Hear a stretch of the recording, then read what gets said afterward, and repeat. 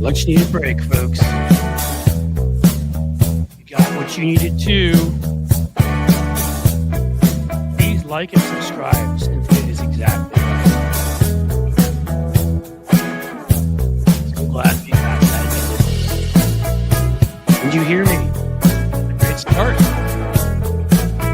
My new mic, baby. It rocks, it rolls.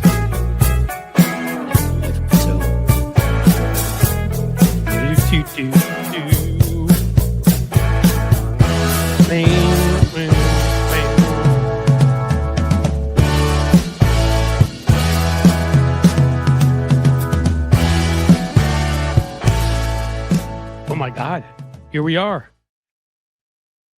Hey, am I being seen on the right screen? I don't know. This looks weird. How's it going, guys? It looks like I'm coming to you from the wrong camera. Am I coming to you from the wrong camera? Yeah, well, yes, I am. Loud and clear. Good. Now we just need to make sure the camera goes onto the right camera. Hold on one second. I'll be back. Always something, my friends. Edit layout. I hit stop camera. That's no good. Settings. There we go. FaceTime camera. We don't want you, you son of a. We want you. All right, guys. Now you're seeing me looking at you, right? Not now? Now? Okay. Hold up your nose. Chipmunk milk. You're the best. I don't think there's great stuff up there. Get higher, Cliff. Get higher. Speak higher. Smoke something or other. Believe the January 18th sexy liberal thing. I'm trying to plan that. I am. I've been invited. You may have seen an interview I did with John Fugel saying I had that on. And John did invite me. It reminded me. So I may try to do that, as crazy as that'll be. But I should start by welcoming you from the Queen City, the radio city. There'd be no radio without us. And right now, a very snowy city of Cincinnati. 14 inches of snow, which actually wasn't bad because I was in France for a week. I'm going to put some of those pictures up on the Patreon. I'm going to get to more about the Patreon in a bit. So you guys can see some of the fun that was had in a place that pretty much resembles a democracy still. It was amazing. I lived there a while back and je parle français, donc it was fun. Saw two friends I hadn't seen in ages. Sheldon Hughes, thank you already with a super chat. It's good to be back, my friend. It really is. We got all sorts of good news with this. You guys coming on over from Tony's place. These have been growing, which is fantastic. We got, you got 5 inches up in C-Bus, Lefty Gramps. Yeah, we got killed down here. Man, we got killed down here. So, what was I going to say? I needed it. I got away. It was hugely important. You guys may have noticed at times. I had more anger. I had more. I talked about this. I was just on with my regular thing, co-hosting with Bob Seska. I encourage you to go to Bob's page and listen to. I need to get his information so I can share that regularly. But the podcast but some of the stuff will be the same. I mean, after the election, I was having a tough time, and I like to be honest about things. I've never had depression before, but the way people have described it, this was as close as I think it's come. And I think we all should have honest conversations about this. If you need to see somebody, you should see somebody. Bob was talking, a little bit about his journey. And I have seen somebody when I've needed to. So there is absolutely literally, and when I say somebody, I'm not trying to be cryptic here. Therapists, different types work for different people, but you need to talk to people.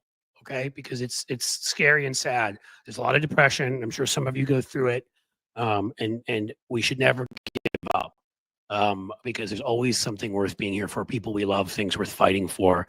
And I was in a difficult place, but because I lived in France, I went back. I got to speak French again, which was so enjoyable. I got the perspective. All of you out there who are from abroad, scream and shout out loud because I'm going to tell you a bit of a story during my rant, which is upcoming. We're going to do Cliff's. I better do that. Tony may get here soon. But we're going to do Cliff's note. But it really reinvigorated me to see. I mean, I hadn't seen these two friends, one Italian from Livorno near Florence and one from Grenoble in the mountains. I hadn't seen them in 20 years. and my family, my kids getting to see stuff for the first time. We climbed up to the second level of the Tour Eiffel, which, of course, the Eiffel Tower when we were in Paris for a bit. It was good. But rant time it is, okay? Let's get Cliff's Note going. Okay. Debbie Fischer, everybody. I know, it's going to shock you. Or Deb, as they like to call her. And Deb's husband, whatever his name is, with the drawn-on pupils. The way they behave towards Kamala Harris is the perfect embodiment of the way MAGA treats everyone. Other Republicans, too, for that matter. But it is the perfect embodiment of a fascist movement, of the way cruel, evil, people that like to play with others, the way I referred to it on Tony's show, wiping lint off of your shirt. People that are worse than you, people that aren't at your level. It's why Donald Trump can tweet out stuff about taking over Greenland or taking over Canada, right? Or whatever stupid thing is going around his mentally addled cerebral fluids floating out of his ears. He enjoys the cruelty and he enjoys saying, I'm above you. That's what this is about. What they loved about this election is a whole lot of people felt, and people that should have known better, some Latino men, some young white men, others, plenty, anyone, white women in many cases. I mean, they went and voted for somebody, and this person, if they get in a room with him, kind of like the Tim Scotts of the world and Richard Grenells, yeah, when you leave the room, they're talking about you. They're a very elite group of them, and they are better than you. So that's who Bill Fischer was and is. He's better than you. I think it's Bill. Who cares, right? Bill, Bob, I'm gonna just call him Pupils McGee. He walked in, and on just January 3rd, 3 days before, if the Republicans had lost, they would have been storming the Capitol. And he went and, they did the swearing in. Kamala Harris is the vice president. She handled it with grace and class, as she always does. Deb Fischer, to her credit, I don't like giving her credit because she's a right wing on everything, handled it fine. And this man, not only would he not shake Kamala Harris's hand, but he wouldn't look her in the eye. He would not lower himself to make eye contact with the vice president of the United States. That to me said more than even the handshake. You see, because they're better than us. And I started looking at their story. And even after I just talked on Tony's show, well, it's quite a story. Friends of theirs, the Fischers, who had had this ranching property since the 1890s, let them share it. Here they let these other people go and use property that was theirs. So what did the Fischers do? They turned around and tried to use a provision in court to steal the ranch in its entirety. Say, well, they allowed our cattle to graze on their ranch. That makes it our ranch. They let us squat there. It's ours. Yes, friends gave it to them. If this isn't the billionaire mindset, if this isn't the monopoly mindset, what is, folks? Friends do you a favor and you try to steal from them. So they failed at that. But then the gentleman, I think his name was Kimes, died, and they were going to turn it into a national park. Oh, but luckily Deb Fischer was on the state Senate, and she made sure this multi-million-dollar piece of property was able to be turned over to her and her husband. Wow. Making the laws, not having a rule of law, making the laws to benefit themselves and their rich cronies. That doesn't sound at all like the billionaires and right-wingers who are in control right now, does it? So they took over this huge piece of land, and old Pupils McGee there got to take over. And I mean, like when I saw this guy walk in, I mean, this is a cartoon. I mean, if Jim Crow came to life, he would be Bill Fischer. If Mitch McConnell came back to life, he would be Bill Fischer. I mean, I think I saw him in Shaun of the Dead. He's just a caricature of this old, cranky, rich white guy. And they are the ones. Are they all white? No. Are they all straight? No. Are they all Christian? No. But that's the genesis of it. That's the main part of the movement, if we're being honest. And others who are willing to kiss their butts enough glom onto it. And then when they're no longer useful, they get chucked. Because Tim Scott, as I said, walks out of the room and they're like, do we need the black guy anymore? So it's us against them. They stole someone else's property. They would steal yours in a second, and they're in government now. What does that bring us to? What happened in the past 2 weeks? People are literally lining up to let Donald Trump steal their money. Corporations who are supposed to represent their shareholders and not kiss Donald Trump's rather large orange rear are giving him millions and millions of dollars for his inauguration. Jeff Bezos, of course, crushed a cartoon and would not allow a cartoon critical of him and his tech bros. Hey, bro, oligarchs who don't care about anybody else and just want to run this country as they see fit because they're better than us again. like Fischer is. And he wouldn't let the editorial cartoonist resigned. That's courage. That's where we need to be. Then there's going to be a documentary made, I'm not kidding you, on Amazon on Melania. Guys, have you seen some of those pictures? I mean, I don't know. I don't want to get myself demonetized or anything, but how many pictures are she in with the other ladies? Are they going to be in interesting poses? Are they going to include her whole life? How she came into this country allegedly, illegally, allegedly got her parents in here illegally, was working illegally here, while, you know, doing, let's call them not tasteful nudes. A documentary on Melania. We're going to do a documentary on Gary Busey next? I don't know. What have we fallen to? So that's what he's also doing to kiss their butts. And then Zuckerberg, never wanting to fall behind in line of kissing up to power. And, you know, I mean, remember where these people come from too. Zuckerberg, as you know from the movie Social Media, basically originally invented Facebook because he was an incel dumped by a girl who couldn't handle the fact that nobody liked him. So he wanted to be able to take over their lives. And that's what he's able to do with Facebook, their private lives, because he didn't have one. He only got one once he got lots of money.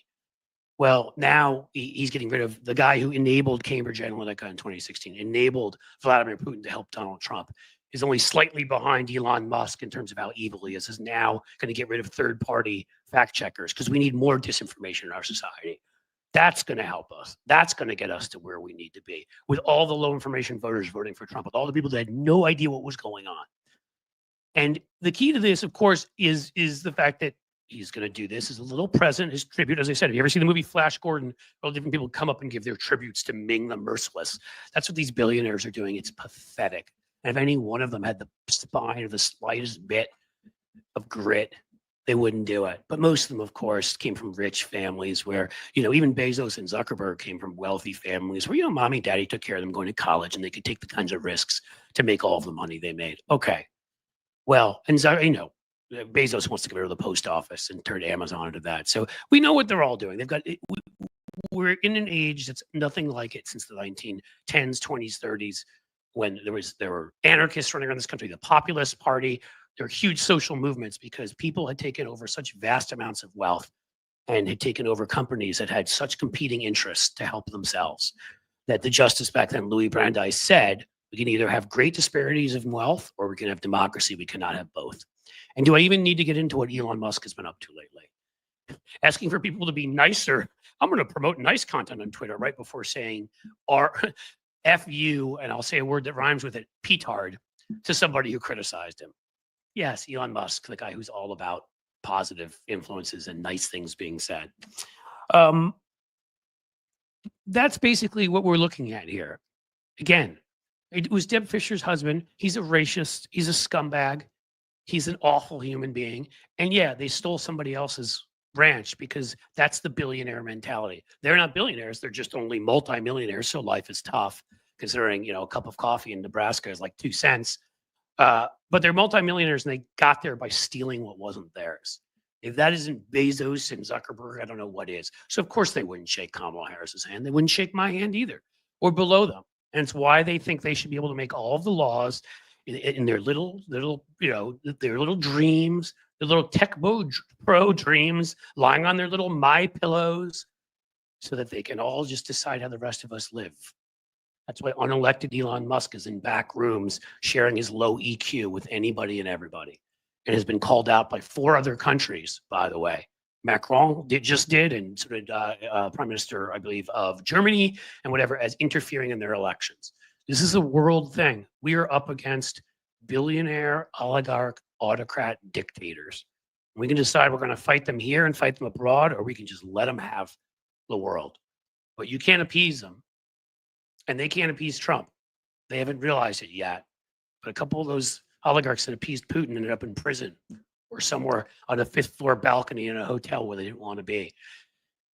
There's no loyalty both ways. So that's what that image represented to me. It's us versus them. Let's get back in the fight. I'm refreshed and ready to go. I think the last thing I was going to tell you, you know, with the Zuckerberg thing, getting rid of the third party fact checking. It was so refreshing to go to another country because you get a different perspective.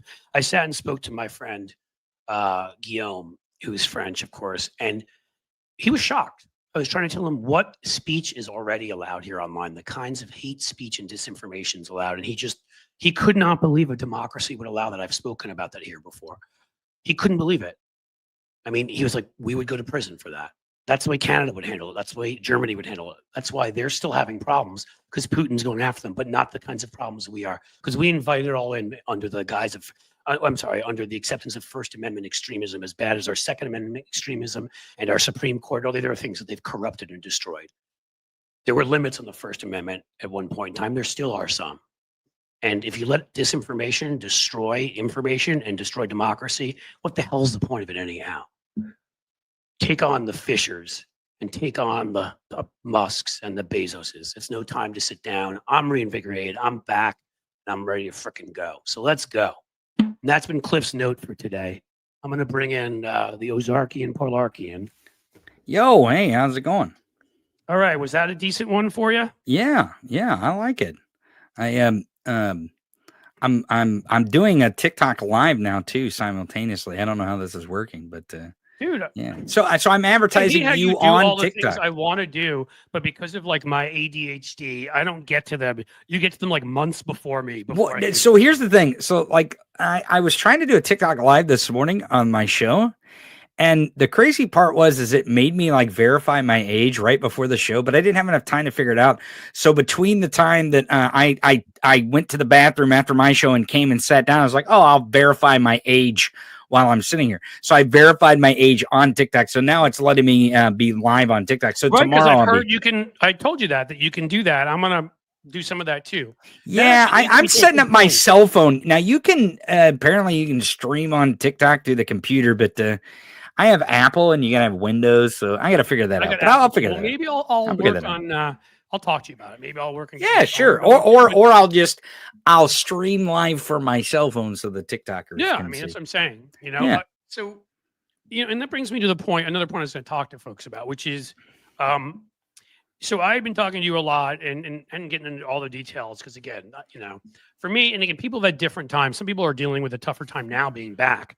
Mm-hmm. Bob was saying that when I was on with him today, Bob Seska. Oh, yeah. You go on a show on Tuesday, right? Yeah. I mean, actually, it's technically considered our show Tuesday. I'm a co-host. Ooh. I don't really feel like it. It's Bob's show, but like I'm a co-host every Tuesday.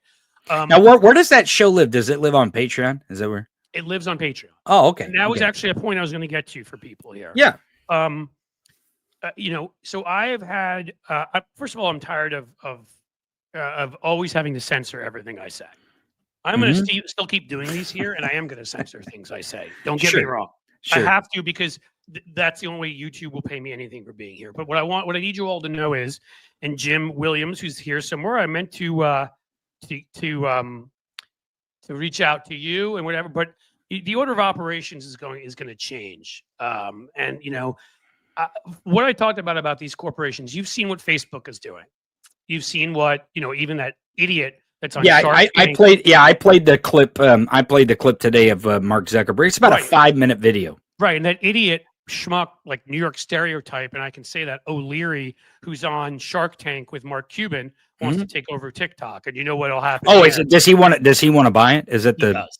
Okay. Well, I said today on my show that either a billionaire or a group of billionaires will buy TikTok. I mean, Cuban said he's not even a billionaire about O'Leary. Cuban said this is his last season on Shark Tank, and he said a couple things in answering somebody online, but it was like, please, you are a billionaire. Like, can our people get together and just buy something?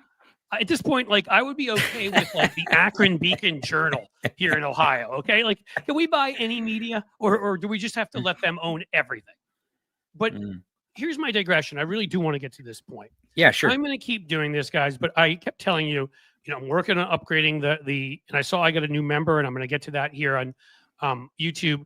But because this is very important. I still am going to be building I've got over 100,000. They keep putting me under 100,000 again, but I'm back over. But that's the thing. They won't tell me why. Are they bots? Good chance, but they won't tell me. They won't answer me. It is the embodiment of the faceless, heartless corporation, YouTube being part of Google. Right. And I have tried to write stuff to them. I'm not answered. I have some doof talking to me in some live chat that I'm guessing is probably just AI.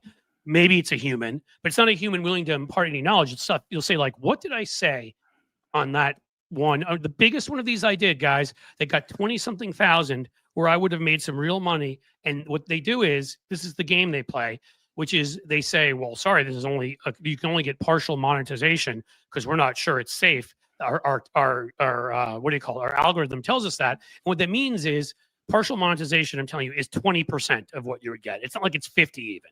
It is much lower. But it takes us up to 7 days. So, but within 3 or 4 days, they get back to you when nobody's watching that video anymore. And you've lost hundreds of dollars in ad revenue. They've now done this to me a half dozen times at least. They've done this stuff about taking away my, having users disappear. Subscribers won't tell me why, won't answer. And if you do ask them, they're just like, "Well, we have a policy. Go read it." Yeah, you've got a policy that's like 2 pages long, filled with stuff. I'm supposed to figure out what the one thing. And so I have decided, in the new year, I'm not going to put all my eggs in one basket. It was stupid to begin with. I cannot have a heartless, faceless corporation deciding everything. They could close this tomorrow, disappear this, and this would all be gone. Right. Every subscriber. So, look, I know I do a lot of work here, folks. I know you appreciate it. You say you do. I know Patreon is something that costs money. But I told you also I was working on it to redo everything.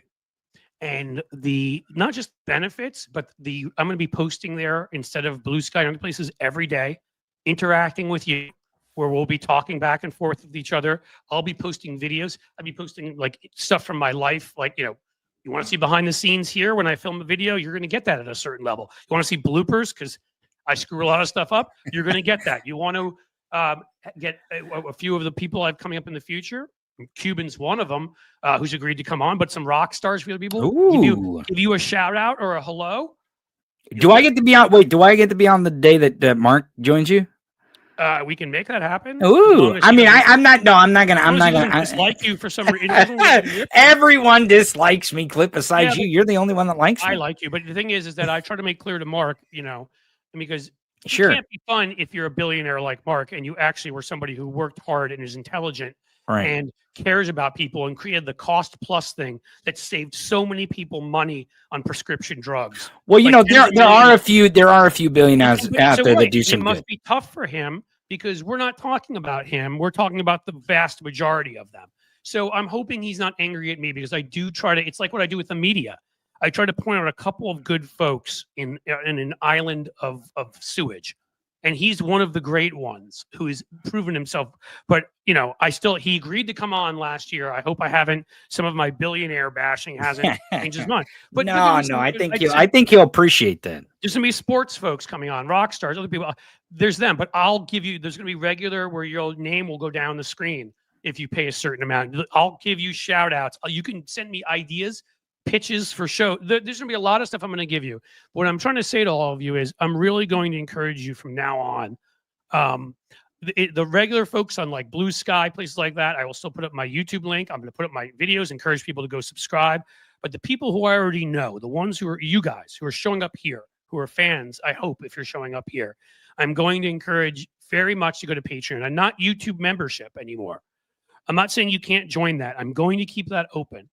Right. But I've already seen 1 or 2 people join here. I'm going to encourage you all. I'm going to be sending you a message personally via YouTube. We'll see how it goes. Encouraging you to switch. Can you do that? Can you send your members messages on YouTube? You can. You can send it just to your members. Good. I'm going to send it to you and encourage you to switch over to Patreon. And if there's some money differential, like you have to pay twice for a month, I will pay you back. Because as Tony can tell you, there's a couple differences. One, if Patreon were to go down tomorrow, Patreon lets you have the emails of all your folks. So I know how to keep in contact with your audience. I can keep in touch with you and let you know what happened and where I am. YouTube, if people are gone, they're gone. That's it. So this is why I actually, you say Blue Sky, but and we've talked about this. I have found Substack to be a great platform for these audiences and the communities to connect. I think, and maybe I'm wrong here. I'm wrong every once in a while. I'm wrong every once in a while, but I'm thinking wrong like on this one. 98.6% of the time, but this time Right, you're this right. one I'm good. Yeah, 2% of the time that I'm right on this one, right? but Substack, Substack is a platform where creators are going to go, and not only that, but people who want to see their creations are going to go too. And it's a platform that is something that is totally different from X or Blue Sky or Facebook or Instagram, Yep. where really the creator and the creator's audience can connect. And it's Can not, I, it's not like, driven I want by you to algorithm. tell people all of this. Yeah. And I want to join you with Substack because that was going to be part 2. I just want to finish. Do you mind if I finish on the? Yeah, go ahead. Go I just ahead. want to finish on the Patreon part because I want you to know you're going to see it. So I've been back and forth with my assistant. She's awesome and great. Like this morning, trying to work my butt off since I was still a little jet lagged from France, but the snow helped with off yesterday. I keep, because I've talked about this for a while, but all the new stuff will go up there, and it will also go up at the YouTube membership. So you will get that stuff there too. But there's going to be a couple big differences. One, you're getting me at Patreon. I believe our new slogan there is, what is it? Uncensored, unfiltered, and untamed. Ooh, You I are like going to get those. me with the curses. You're going to get me with the stories that I can't tell on here and things I can't talk about on here because there's certain words you can't say that have to do with shots in your arm or other things. Like I will talk about real stuff, but I'm also going to let people at Patreon in on behind the scenes stuff in my life and whatever. There will be stories. I've got good ones I think you'll enjoy. There will be lots of cursing and swearing and all that good stuff. It's going to be the real me, who I am, who I was on YouTube in the beginning before they started, hitting me on all of this. And so to me, you're going to get all of that if you go there, which you will not get at YouTube. And hopefully to me, that will be for the YouTube members, the motivator that you'll get everything else for the money you pay for the same level that people get on Patreon at the YouTube membership, except you will not get the real me because they'll demonetize me. I can't say that stuff on YouTube. Not only do they demonetize you, they may deplatform you. I mean, they tried to permanently ban me last year. It didn't work, but they tried to permanently ban me. So and they've done some other stuff to me that I'll be talking about out in the open here soon. Jim, if you're here, going to throw my Patreon up, how much does it cost? There's all sorts of different levels. You can go now, but the newer levels, I'm telling you, I've got 2 or 3 of the top levels to finish off with my assistant tonight, and tomorrow morning, boom. All the new stuff will be up. You will see. It's not going to, like, there's a $2 level. I can't, do that. There's going to be a $4 level for folks who just want to be a part of this, to be able to talk back and forth, be a part of conversations, and everything. $5, one more dollar, and you're getting a ton of stuff. You're getting 2 extra videos a week. You're getting I will answer your questions in my posts. You'll see. There's going to be a lot more. We have a $10 level, a $25, and there may be 1 or 2 above that. But I'm telling you, if that involves getting Phil Collin of Def Leppard giving you a guitar pick signed, you might find that worth it. Like, they're going to be genuine benefits. I don't expect most people will sign up for the much higher levels. If you do, you will get something amazing. But the $4, $5, and $10 levels a month.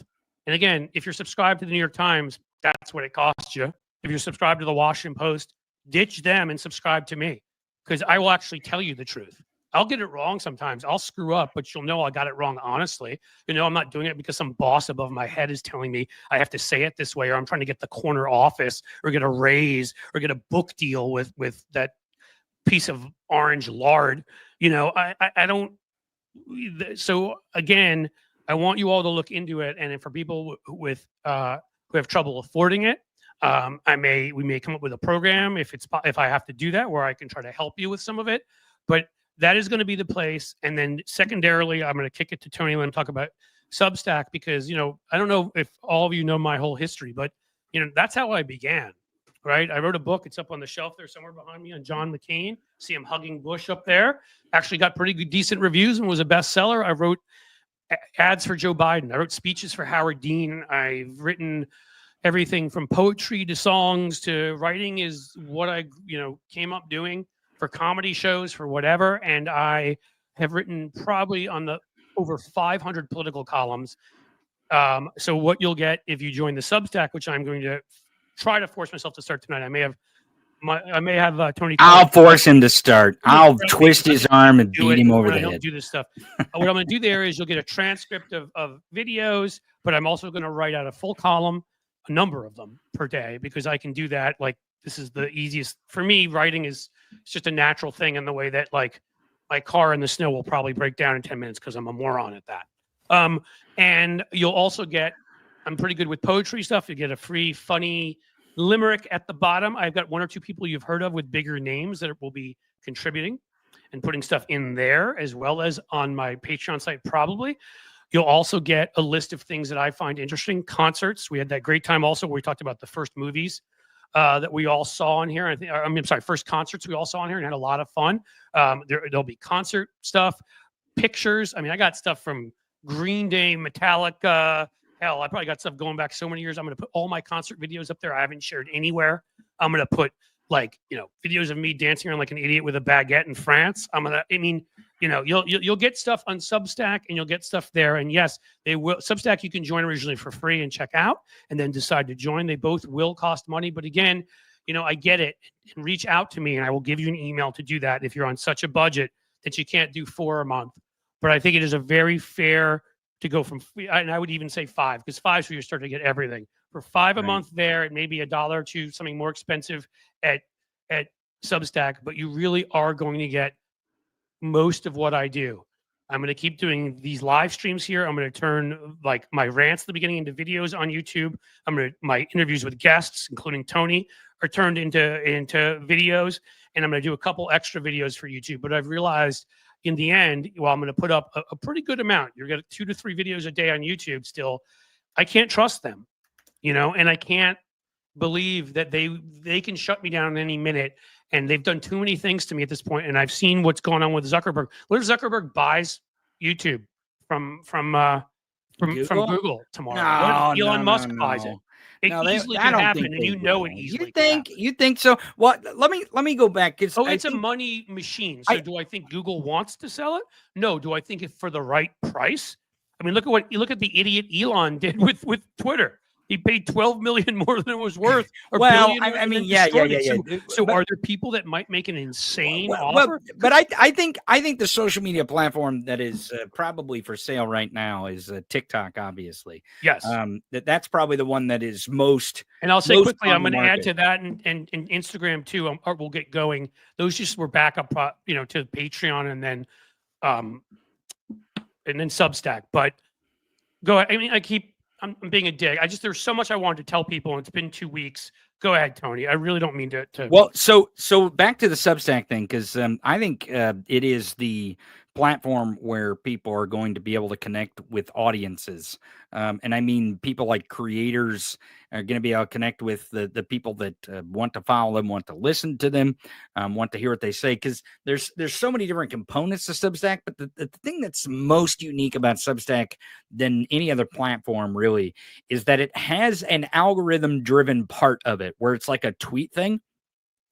But it also has a component of a newsletter, which is sent directly to you, and you can go look at what that person's writing. So in the world of independent media, because that's really where we're going, that's how we're going to hurt these billionaires buying up media, and like Jeff Bezos censoring a political cartoon because it makes fun of him, or Elon, throttling posts because they make fun of him, or Zuckerberg trying to get everyone into a culture war fight as opposed to pay attention to the problem, the billionaires.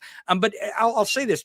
Substack has that algorithm-driven part, but it also has that part where you can find the independent media voices that you want, you trust, and you want to listen to. Now, whether that be me or Cliff or someone else, that's the great part about that. And it's written like a news type news, a news article. Your mic's off. Your mic's off. You're muted. Yeah, I can't hear you. Maybe I turned something down. But the thing with Substack is that it and I don't know if they can. Did we all lose you? Maybe the audience can tell us if Cliff's his mic's always off. I don't know. His mic's always off. They're saying unmute Cliff. Maybe it was the Monopoly State. We're talking about the Monopoly State here. So now you're unmuted. It looks like you're unmuted. And I don't know if you're powered on or not. But here's the thing: is that Substack, folks? If you go over to Substack, there is that Twitter component. It's like a social media component that has an algorithm that does drive those. But the thing is you can actually connect with the people you want to connect with. I think you're back now. Nope, you're not back now. I really do believe that Blue Sky is not where it's at. And the reason why I believe that Blue Sky is not where it's at is because you can't post video. Okay. And by creator standards, that's really important for us. And I know it sounds like, oh, well, Tony's a creator. He's just being selfish and he just wants us to see his videos. But the point is that you want to see my videos. That's why you're following me. That's why you're subscribing to me. I mean, that's the whole point, is I'm creating the content and you get to watch it. You get to consume it. You get to see it. And that's the point. So if you consider that, Blue Sky is not the place to be. And the reason why Blue Sky is not the place to be, I think you're on now. Yeah, now you're on. Hello? Yeah, there you go. You're on now. The thing that I don't know, I'm concerned it may be new computer time, because I don't. Oh, you need a new computer? Well, because I don't do anything, and the light on here, it's happened a few times during one of the rants the other day where I came in and out a little bit, and I'm not doing anything. The mic is clearly working. So right. at this point, I looked at all the various things, the system preferences and all, and it was on. So I'm really just starting to think that I've got a couple-year-old computer and it's time for an investment in a new one. Just because I love, this computer's worked and I've enjoyed it, and it's not even me being a cheap Jew. It's you know what it could be, though. It could be the billionaire that owns your internet service, and we're watching you, and they hear you saying all these things about them, and they're scared of you. But I want to finish my point real quick, and then I'll hop off here because I've got to go. And I appreciate you welcoming to talk about Substack. But I am promoting Substack not because I think it is the bee's knees, but when you're talking about platforms to connect with audiences, but more importantly, for us to connect with each other, because that's what we have to do, Clip. We have to connect with each other to make sure that we fend off any kind of fascism that may be Project 2025 or the Trump regime here. Because if they're so snowflakey that a bunch of doodles upset like Jeff Bezos, Donald Trump's owner, or one of his owners. He's one of his owners, right? If a doodle is enough to upset him, then trust me, our voices being loud and proud and in unison will upset them to where they won't accomplish any of this stuff that they want to accomplish, or at least on a grand scale. So that's my belief. So that's why. Well, and I want to say something that's important here that I think I kind of mentioned. It's funny. She deserves a much better title, but Veronica, who's awesome, sent me a text here and she's like, maybe unplug and replug the mic. I think that's actually what I need with my brain every day. If I just were to unplug it and replug it, I might be, but just reboot. I just need to reboot. But sure. I think I really do at this point think it's the computer. So more to do. But when it comes to Substack, there's also, I think, something very important. And I keep calling on you, and I'm sorry about this, Jim, but if you have Tony's Substack, and we'll put it up so people will know where to find him, because you just go to theTonyMichaels.com. Well, whatever, for more people that can just click on something and go find you, the better. Sure. So and you'll be able to do that with me starting tomorrow. But when it comes to Substack and Patreon, the huge difference is, again, I'm adding some other corporate platforms because, again, having the variety of them means if one shuts you down, there are even certain other corporate ones, right? So videos I make here, I'm going to put up, I keep saying I'm going to do this, but again, these are projects we're working through, TikTok and Instagram, although I have to think about that a little bit with Zuckerberg, because I really don't know that if I want to support him anymore in any way, but okay. In other places. So there's backups to YouTube. But the real backups, and these are going to become going to become the sun of my universe. I'm just saying this, so people get it. It's going to be Patreon and Substack are going to be the two in the center that everything else revolves around. And again, Tony said a lot of important things about Substack, but I don't think I may have missed it. He didn't say one incredibly important thing, which is what I said about Patreon. He gets your emails. They do not hoard your information so that they can just sell it to God knows who, because they're not, I'm not saying they're not corporate at all, and whatever. I don't even know who owns Patreon or Substack, but they allow. That's probably a good thing that we don't know. It probably is. But we will have your Cliff. Ask Cal to hook you up with Rob Glenn. I'm going to. I've talked to Rob, actually, genius tech guy. I'm like, please help me with everything. But the key thing is with both Substack and Patreon, and why I'm going to start, there will be daily, regular stuff at both of them, multiple times a day. And yes, there'll still be videos on YouTube also, and this stream a few times a week. But the reason I'm gonna do that there is not only because Patreon and Substack do not censor who I am, and don't get this mixed up with right-wing crap. Because when Elon Musk yells about censorship, he wants to share disinformation with you. I want to share funny stories about Elon Musk and curse about him, which they won't let me do on YouTube. So it's not about like censorship of disinformation, which I believe very much in, because disinformation destroys democracy. So being able to, like, we're not children, being able to curse and talk about mature subjects and that kind of thing. Thank you, Nikki. And so, and the fact is if I don't have your email and Tony doesn't have your email and they disappear, you guys, tomorrow, you're gone. If you don't find me, I don't find you.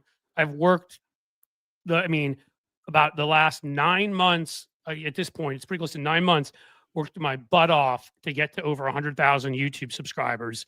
The thing's been live for 2.5 years, but I was not really taking it seriously for a while. And about 9 months, and they can take that all away from me like that. That's what they want. They want to be able to take it away. And they can make YouTube disappear. And I'm not gonna. I can't keep putting all of this into that. If they're A, can disappear everybody and shut me down, and B, okay, who just said cry harder, inbred, bitch in here? Whoever that is, knock that crap off. And I don't care if there's two people fighting here. I'll let the moderators figure it out and whatever. But if somebody is in here being a troll, kick them out. And if somebody in here said something terrible to you, fine, respond to them. You don't need to use that language. Okay, come on. In any case, the hall monitors means you. I gotta go, Cliff. That's the last thing, which is, if we're going to walk, if we're going to talk the talk, we have to walk the walk. And talking the talk about these monopolies and their control of our lives is, personally, for my, peace of mind, I need to have other places where I move folks to, you guys to, where I know that people that I get to know well here, who like what I do and all of that, can get 10 times more content for paying a couple dollars a month, right? And that we'll keep in touch. If they screw us, I'll have your email. You'll have my information over there. Whereas, also on top of that, no corporation at this point in time is to be trusted. They've proven that. They must. And I see a couple people in here like, hey, YouTube. People say YouTube's good. YouTube's good. YouTube is good. The creators on YouTube are good. Some of the content they're creating is good. I think what Cliff is trying to get at is that at any point, if YouTube decides that they want to disconnect us as creators from you, the audience, they get to do that. There's nothing we can do about it. But there's some platforms where that isn't the case. Well, where we are connected. Right? I mean, I'm not saying it was perfect. It had its issues, but ownership, Elon Musk swoops in, takes it over, turns it into a Nazi farm, like into an inbred Nazi farm, gets rid of like the moderators, lets anything fly, and the entire thing's falling apart. The point is that, do I like YouTube overall now? Yes, I do. Do they still demonetize me sometimes, or at least partially demonetize me? And have they disappeared subscribers if they were bots? Fine, I don't want them, but they haven't told me that. Tell me why you're doing what you're doing. When you're a consumer, I guess I'm the product is really what the truth of the matter is here. But you're involved anything you do with a corporation, that corporation should tell you the truth, should tell you how to use their product, what you need to do with it, how you're violating terms of an agreement. They won't tell me that. So I'm not saying YouTube isn't better than the others I've dealt with. It's far better than Twitter, which is a joke, and Facebook, which is a joke. And I don't have that much experience with many others compared to those two. Sure. But again, guys, it's a monopoly. That's the problem. It's a monopoly. Any moment, that's it. A Musk can swoop in, or somebody at the top of Google can decide we want to be deregulated in one of the other areas of our policy. Donald Trump told us to kick all lefties off of YouTube, or at least to start unsubscribing their people. Do you think they wouldn't do that when you've seen what Bezos and Zuckerberg and these guys have done? I'm just saying, I'm doing what I think is the smart thing right now. Okay. And creating something that I know will last. So I'm still on YouTube. I still like YouTube overall. I'm still going to be producing many videos. My live streams will be here. My 5-minute videos or to 8-minute videos. My shorts will be here. All of that. But you're going to get a ton more over there, and you're going to have a personal connection. And I'm going to be so there will be stuff, that I used to do sometimes here that I'm going to spend more time doing over there for folks who are willing to make that investment. And again, I don't want to exclude people. So if you are in tough financial times, if there are difficulties, so even 4 or 5 a month, you can't just say, I'm going to cancel my subscription to the New York Times, which sucks and destroys democracy. Instead, I'm going to give it to Cliff or to Tony's, Substack or whatever. If that's stuff that if you can't handle it and whatever, I will share an email with you, and you can email me and we can try to figure something out, because I'm not trying to exclude people here. I'm trying to do the opposite. Make sure that YouTube can't destroy what I've created. Well, hey, I gotta get going. I appreciate you having me, and you're gonna be on the show tomorrow, and maybe I'll come on your show tomorrow since it's like snowy outside and stuff here. Yeah, so, I mean, let's see, what the hell day is today? Tuesday. I mean, I just want this to be an easy hello to everybody, especially because I wasn't even sure I was going to get here through the snow, and I may not get home, but I'm here for you guys. No, I mean, I wanted I've got to go play in the snow, so I'll see you later, Cliff. Audience. Awesome. Go visit my Substack. Just go to theTonyMichaels.com. And Cliff, get on Substack tonight. I'll twist his arm, audience. That way you can go. My arm, leg, and nothing else. Beat him over the head. My arm and leg. All right, everybody. We'll take it easy. Bye-bye. So guys, listen, if you want to start questioning about this, throwing stuff out, so I see here Brenda who says I'm disabled, so I don't have that disposable income. Okay, so let's find a way for you and I to have this discussion. You know what I mean? Here you go.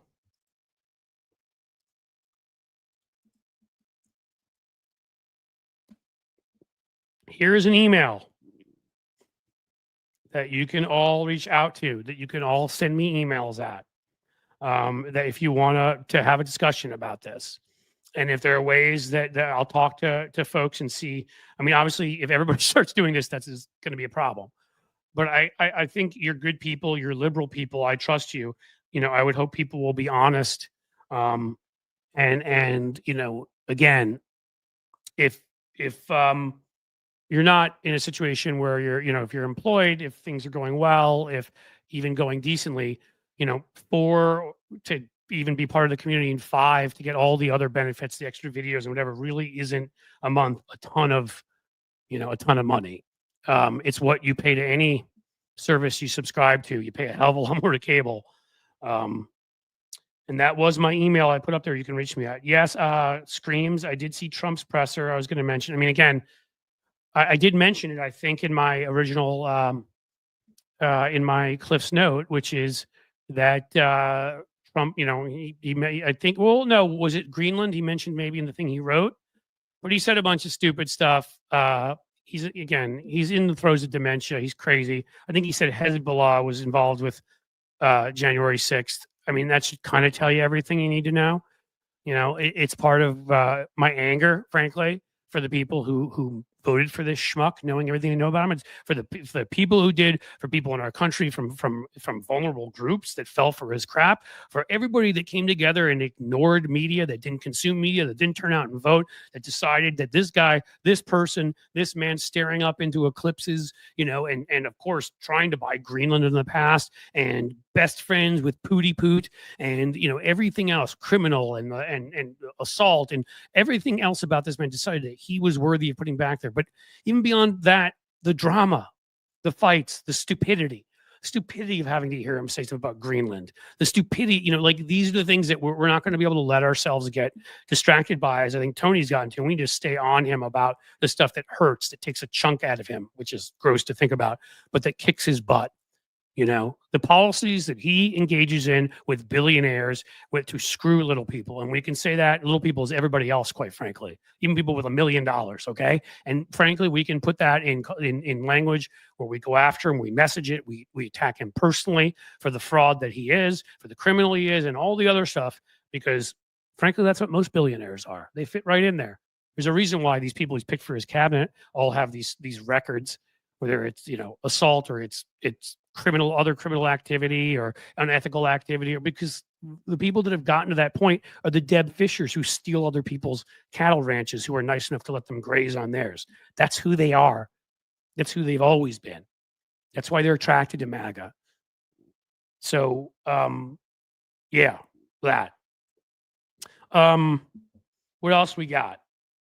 So do we have a couple folks here? I said that the only thing that stinks here is that it won't pop up if you join Patreon, but I hope a couple of you did. Got you on LinkedIn now, Cliff. That's good. I'm not on LinkedIn often, I will tell you, Stargal, but it is a place where I do have an account. I've thought about what I should do with that because it's so much more of a serious place, and that ain't me. Yeah, I did see Holly that he said he's sending Donald Trump Jr. to Greenland, and I guess Denmark, after mocking us and saying they were going to take the U.S. over and try to turn us into a functioning democracy or whatever they said, which was right and hilarious at the same time, which is how you handle it, by the way. Don Jr. is just there doing 8 balls and making stupid videos, I'm sure. Like they're Denmark. They're not as big as the United States. They have to humor us. So let the idiot travel over there, meet with him, let him get a few pictures. Nothing's happening. Trust me.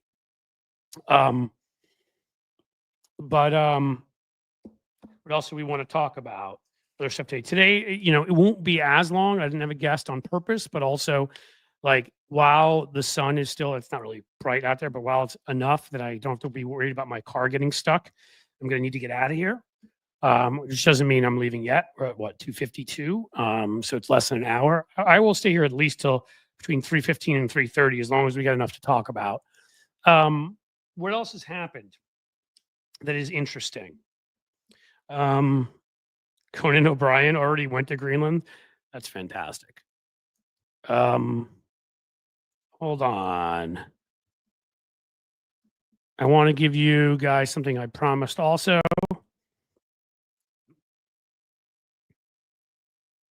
Here we go, guys. I'll read you this one if it opens, because I told you we were going to have a new segment. I'm going to get segment music for it. FAFO. Here's our FAFO segment. Voters who supported Donald Trump are continuing to learn the potential consequences of electing him to a second term. Their stories are going viral per BuzzFeed. They've revived a 2015 meme. Well, we already talked about that South Dakota farmer. They got him in here who's like, well, I've got undocumented workers, but I'm sure they wouldn't be dumb enough to take away our food supply now, would they? Well, yes, guy, they would be dumb enough. It's Donald Trump. And those are things he can do easily. See, it's much tougher to actually go into a city with troops. The things he says he's going to do that I don't think, I think others will stop him, but B, he won't be organized. He'll be too lazy to do. But it's not difficult to send ICE up to a farm in South Dakota and grab a bunch of people. It's not difficult. Here's another good part. Another Trump fan is seemingly realizing the president-elect's proximity to tech billionaire Elon Musk is a bad idea for the normal American business owner. Really? You're realizing that? Did you not hear Elon Musk attack woke corporations and say, and join in? He supported DeSantis, joined in attacking Disney, not the part of Disney, of course, that gave Trump money, ABC and all of that, in what really amounts to a bribe. But no, because they wanted to include characters of different backgrounds, and we would never have that. So what were you not watching, Trump fan? One conservative asked social media users to help with good counter argument to give those who point out how much Trump proposed tariffs will hurt the economy. Yeah, there is no counter argument. The tariffs are going to kill us. So guess what? F around and find out, my friend. That's the guy who, especially here, I think we'll highlight today. I wish I had his name here. Who's worried about him being too close to Elon Musk? Yes, they will eventually get in a fight. Yes, competing egos. They're just as dumb as each other. They're almost the same person, just not the same age. Made their money through racism, initially families, but while he is friends with him, Elon Musk is going to be making the policies. Elon Musk wants to cut your Social Security. He thinks it's a waste. He doesn't think the subsidies for his car company are a waste, of course. But Social Security, Medicare, he's going after all of that. You voted for him. Smart move, guy. Smart move. So I will start getting this to be a more regular and prepared segment. So you guys, I won't just sort of jump in with a little faffo I find along the way. But spoiled brats who never grew up, yes. And there are a bunch of them that are still, I mean, we can look up more if you guys are enjoying this. There's a whole bunch of them who are still out there. They're just, they're addicted to stupid. Not sure what else to say. Let's see. Trump supporters who regret it.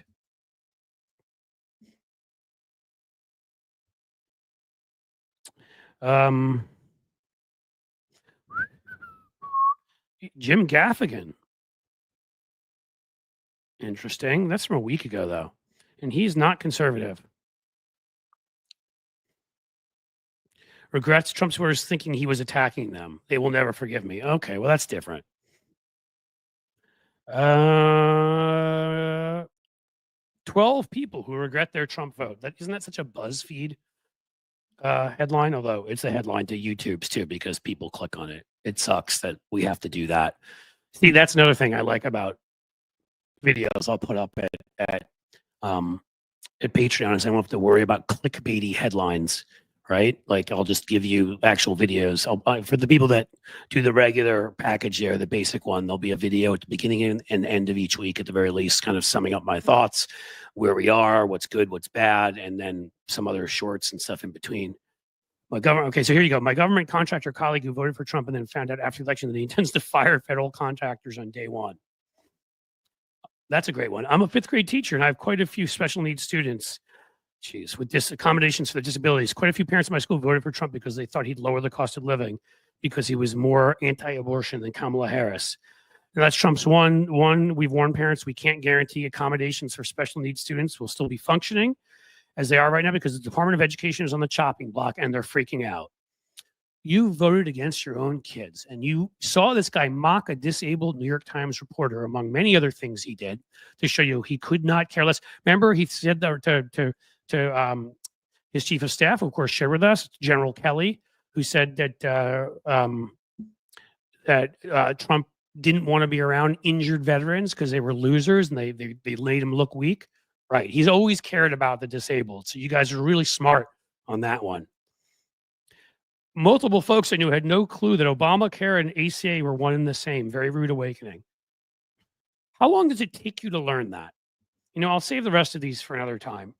But again, we've been talking about Obamacare and the ACA forever. I remember back when they didn't know that the great program being run by Bashir in Kentucky, Connect, and this is the current Bashir's dad. So we're talking about a decade plus ago. They're like, I love my Connect, but I hate Obamacare. Like, it's the same thing. Well, you would have thought after all the fights over Obamacare with that dramatic moment where McCain in the end did not vote to get rid of it and it stayed, he became that close to it going away and millions, probably more than tens of millions losing their health care. And you would think that was something people may have understood. Trump said it was a goal of his. No, I guess not. They didn't get that. I gave up on Republicans around 1980. Vicky, that was the right time to give up on them. Honestly was. Reagan was a disaster. If you look at, I've said this many times before, if you look at our me culture now of I don't have to get a shot, I don't have to I can own any gun I want, all that stuff. That comes from what he did when he said that he took away the 50 greatest years. Again, there was still a ton of, we had Jim Crow. We had, women did not have equal rights. I'm not saying, it was perfect by any stretch, but we were headed in the right direction on all of those things. And we had 50 years where we had a huge, robust middle class, top tax rates of 70 to 90%. We're breaking up monopolies like crazy, like a functioning great. We created the greatest, the strongest, and largest middle class in the history of the world. And Reagan came in, and we were very similar to most Western European countries. We were more liberal than some of them at that point. We provided more benefits than some of them. And then you see the graphs, the charts, where they keep going up in this direction, and we just crash on everything. Because they chose to believe an actor, a liar, a BSer, before even Trump got here, over Jimmy Carter, who turned into and was a living saint, who was a man who actually believed so much in the New Testament that in his 90s he was building houses for people. They called themselves Christians and voted for Reagan, who said, cut your taxes. But the guy they wanted to help people was building houses, people who served in the Navy, who had basically his whole life was service. That's the guy that get kicked out. Good job. It's since the 80s. Now, I'd say 88 to 92, George H.W. Bush moved things back a little bit. He was still horrible. He had once been a full-on moderate. I don't know if you know this, but his nickname when he was in, I always forget, the Senate or the House of Representatives, I think it was the House of Representatives, I think he was called Congressman Rubbers. Wasn't because he wore them on his feet when it rained. It was because he believed in birth control so strongly. That's right. That's actually true. But then he came out to be anti-choice and all of that because of Reagan. But he still balanced a budget in 1990 that was very important and wouldn't do the crazy Republican tax cuts. He passed talking about disabled Americans with Disabilities Act. Like George H.W. Bush at least still did some positive things. By the time we get to George W. Bush, it's almost all falling apart. Even the things that he so-called wanted to do to help, like do things to make education better. All he did is make people teach to the test and standardize things that can't be standardized. Cliff, you need to resize your banners because they're right in your face. Okay. Oh, I see. I see what you're saying. Well, or I need to.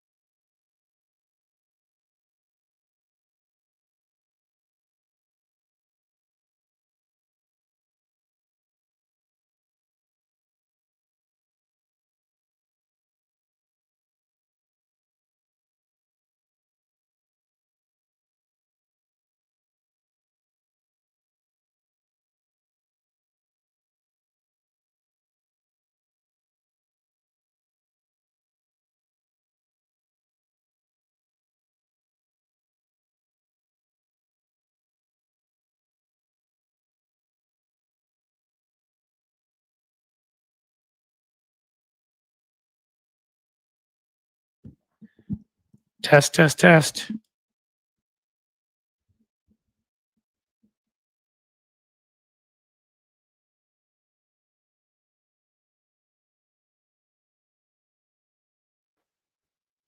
Hello? Hello, hello? Okay, I'm back, I guess. This is frustrating, folks. I'm sorry. They're obviously, I can't even touch my microphone. So it's got to be the connection in there because I do not think if it's this mic, I'm just cursed. I'm cursed. Hello, is it me you're looking for? Do you see it in my eyes? Do you see it in my smile? That's how much I'm losing my mind now. I'm going to start singing Lionel Richie because I saw you guys quoting it in there. Loose connection. Yeah, Jim, that is correct. But I think that's coming from the Jack here, which is I know it's cool, Lefty Gramps. I know it's whatever, and I'm not going to even let it get me upset. It's just, you put a lot into wanting to have a good program here, and I don't want new folks. You guys are awesome, and hopefully already are fans. And a Mike having a problem here and there, aren't going to disappear. But you want to bring people in, and this isn't the best way to do it. And I see what you said up above. Where were we? I lost it. But somebody had a great remark about Mike's not quitting out. It's the connection. And that is very true. Like, unless there's something very messed up, with your mic. Donald Cox said it. Thank you, Donald. Something very wrong with your mic, like you've busted it up or something. And this thing came wrapped in like 5 layers of bubble wrap. And, this was one of the best they had on the market. Like, I decided not to mess around this time. So, new computer, woohoo! We'll work that out soon. Probably not this week, but by the time I'm on next week, we'll work it out. To get through 47 inches of snow this week. All right, so starred folks. Sheldon Hughes, I mentioned you already. Good to have you back with a $2 super chat. I'm going to ask folks now, please, if you can jump in for the Cliff New Computer Fund. New member, awesome. Thank you, Deb Jensen Rookard. I also, as I've said to you, will be sending stuff to you and others at YouTube. You can stay there as members. That's totally fine. You'll get all the same content except for the dirty stuff. And no, I don't want it to sound like that. Not dirty. Just me swearing and some stories that probably are a little too off color for YouTube about things I've run into in Washington and other places that I may have to not. Everything else you will get that everybody else gets, but I will try to move folks over the best I can from YouTube to Patreon. Kelly Starr, $5. Happy New Year. Happy New Year to you too. Fantabulous. And then here we got Holly Faffa being awesome and gifting 5 Cliff's Edge memberships. So cool, you guys. We'll get 5. I think the way that goes, right? Randomly picked 5 1-month memberships, and hopefully you guys will love it. And then hopefully we will move you over to that Patreon place too. Nikki Oliver, the $1.99 super sticker. Thank you so much. Fantabulous. You were very kind. I have also Sylvia, who gave me $6.99. Thank you so much for that. Really appreciate it. And again, another new member. Again, don't get me wrong. If YouTube membership is where it's at for you, I love that. So thank you, Petrazi20. Great Italian name. But while I will love for you to join the YouTube, I will also share with you how to join the Patreon for new people, for people who already joined YouTube, and everybody else in this world. And then we'll get to the Substack part of our program in the near future. Get your cords at Guitar Center. They won't fail. Donald Cox. Well, I don't think it's the cord, but I will. I do have a friend. Not many people are in this office today because the snow didn't brave it. But I do have a friend who lent me his mic at first, and that's when I got this one. And I'm going to, I'll sort of test it on his and see what he has to say. We'll figure it out, but I'm almost sure it's got to be the computer. Thank you, Sheldon, for the gifted 1 Cliff's Edge membership. Fantastic. It was interesting, and I didn't have this problem. I was using this mic, obviously, on Bob Seska's show today for about an hour and 45 minutes, and we didn't have the issue, but it has happened on here before. So you don't know. But listen, everything's happened on here before. As you said, I am a different human fundamentally than I was before I got away from my rest and relaxation in France, because, it was honestly like in some ways being emotionally reborn. I've been in such a funk since the election. I'm sure a lot of you a lot of you understand that. A lot of you get it. And sometimes I felt like I was going through the motions, but I needed that. I needed to get away. I needed to try something to go back to a place I loved, to see friends I loved I haven't seen forever, to spend time with my family who I love, to get to speak a language I love, to get away from America for a week. I hate to say it. Maybe there's a sale at Best Buy. Jim,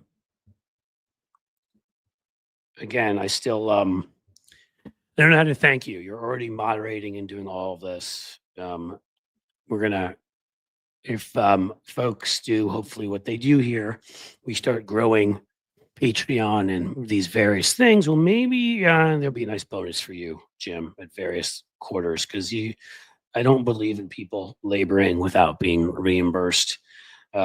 Reimbursement's not the right way to say it.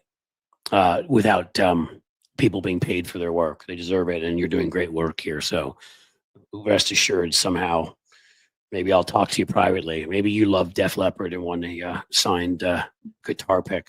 Maybe it'll be an object, a cool thing like that, or maybe it'll be a bonus. But thank you for all you do here. Stargal 46. I need a vacay really soon too, Cliff. I get it. I mean, that's the thing.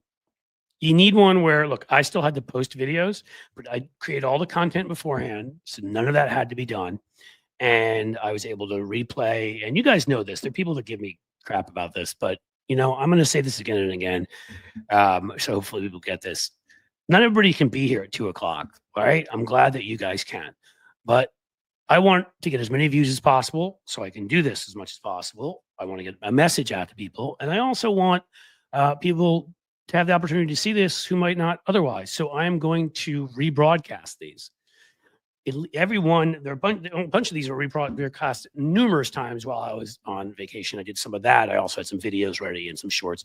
But you should understand that, like, I'm going to rebroadcast these. There'll be one this evening, probably somewhere between 7 and 9 o'clock tonight. And it'll be definitely I'm figuring out the exact time.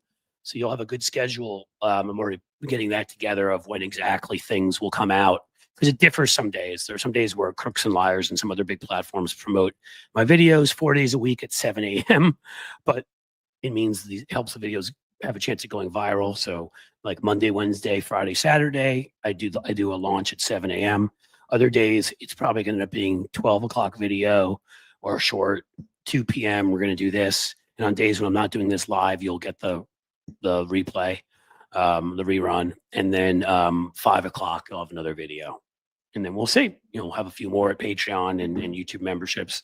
But I'm going to replay each of these a few times. People do reruns on in cable, right? Shows are watching reruns. Like, some people came after me and like, "You're tricking people. They think you're live." And I'm like, I tell people, I'm not like I'm trying to hide anything. I try to put it up on the YouTube membership wall. Not membership, YouTube community wall. I tell people during these things that I'm going to rebroadcast at night and the next morning. Hopefully soon enough people will get it, that I won't have people thinking I'm like trying to pull a fast one. You're trying to trick people that you're live, but you're not. I'm not trying to trick anybody.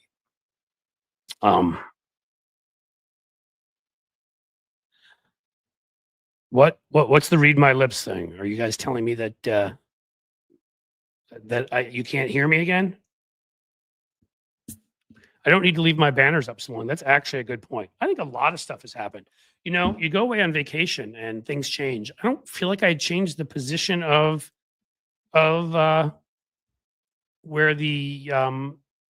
my computer, where my chair and camera were, but maybe I did. That may have something to do with it, right? Even this is a little bit in my face. Oh no, I moved it. Shit. Can you hear me? I moved the microphone.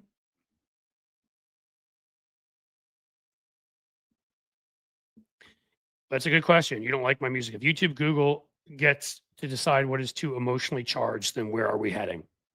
Yeah. Thank you, Lefty Gramps. You can hear me. We're good. Listen, yeah.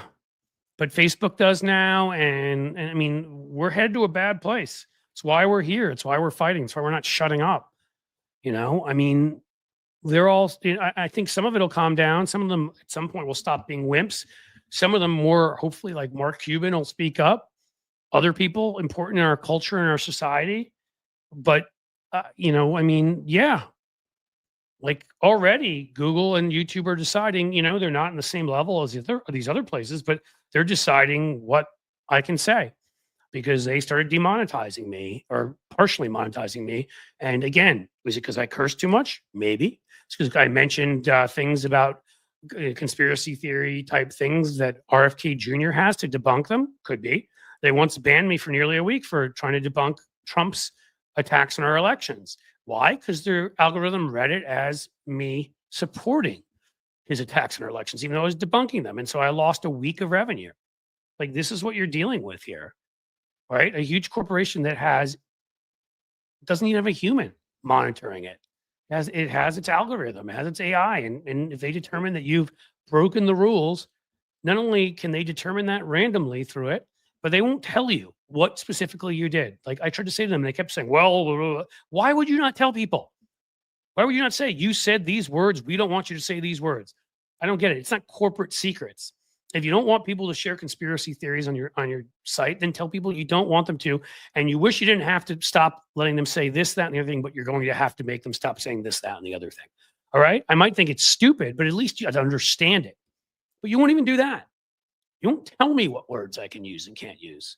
I don't know how much I can curse. I know that you let me get away with the same amount of cursing I was getting away with it fine in my regular videos. You just won't let me do it live when I'm on live streams. But again, then I have to worry like, oh, well, put in for your 100,000 plaque now. I know, Cynthia, I should do that because who knows? They may knock another 1,000 or 2,000 subscribers away again, and then I may fall off of below 100. Am I still above 100? I don't know. I was when we started the show. I may no longer be. Let's see. Let's go to YouTube Studio. If you can tell, I'm not hugely happy with them right now. And I'm not saying they're not far better than, oh, look at that, 100, 190. Okay, that's cool. And you know what, though? Judging from past experience, I could wake up tomorrow. When I left for France, I think it was right at the beginning of the week, I was at nearly 101,000. All right, thank you, Mr. WW, member for 3 months. Nice. And I was at both times they did this to me. They waited till I was at about 101,000, and then they took away like 2,500 or something, 3,000. I was down to 98. So it wasn't the full 3,000, 2,400. I don't know. I was down to about 98.6 or something like that, and had to work my way back up. And the thing is that it wouldn't be a big deal except for they make it such a big deal with the plaque and all that. They're like, well, it's a really big deal that that you get to that you get over 100,000. We allow you to sell your merch on the site, and we verify you. Shiva, member for 1 month, thank you. They do all these things where they make 100,000 this big point. So why then, if I had a bot problem, if Russian bots jumped on it, that may have happened. Look, I'm not as high profile as some people, but I did work for Biden in 2020 and had a lot to say on Twitter and whatever. So if I did have a bots trying to mess with me, follow my account, see what I was up to, all that kind of stuff, why wouldn't you remove them when I was at 90,000? Why wouldn't you remove them when I was even at 98,000? Why both times do you wait till I get just past 100,000? It's almost like you're like trying to make me Sisyphus. I'm pushing the boulder up, pushing it. I think I got it over the mountain. Nope. I mean, it's almost like they're trying purposely to mess with you. Seriously, that's the way it felt to me. Like, you made 100. Now you didn't. Again, I'm not angry about it. I have been very angry about it. I'm in a much better mood now. Because as I said, a vacation will do wonders. But I would say to all of you, I don't care what it is in your life. If you lot of your money in one bank, again, I'm not a stock market guy. I don't want to have the Wall Street regulators come after me, although I'm sure Trump will fire them all. So I'm not going to tell you what your financial strategy should be at all, except for I'm saying, whatever you do, whether it's your money somewhere, whether it's, whether it's your information in one place, but diversify. Do not trust any one corporation because they've proven themselves unworthy of that trust with some exceptions, right? Costco is great. Patagonia is great. They exist, but I like to call out the exceptions, like I do with someone like Mark Cuban. There are some great people out there who are billionaires. There are some great companies out there, but the vast majority of them are not, and they don't care about you. And from the ethos of the 30s to the 80s, when they would have been embarrassed to make 300 or 800 or whatever what times that their workers are making, fire their workers so they can keep their $20 million, $50 million salaries, not raise wages, cut sort of pensions and benefits, the kinds of things that just didn't happen then, right? I mean, I'm almost like giving you the plot of like Allentown, Billy Joel's song. I don't know. Listen to some of that stuff. There's plenty of it out there. That's one example. But like, this wasn't by accident, and there's deindustrialization and a bunch of these guys at the top bought up assets cheap and took advantage of stuff, and a lot of I can tell you somewhere here in Ohio, took advantage of a lot of either the very small cities or the larger towns and whatever. And just most people are left destitute while they took over everything. That's who some of these people are. They're not good people. They're Deb Fischer, who again tried at first to steal her neighbor's grazing land, multi-million-dollar land, and eventually, when the neighbor died, did steal it from being a public park for everybody. Mark Cuban, Cynthia Rice said, is the Pittsburgh work ethic. That's right. Good Midwesterner.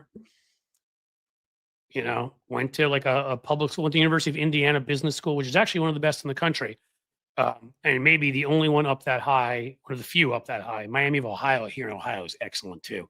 There's a couple of them that are public universities that are in there with the Harvards and Whartons and whatever.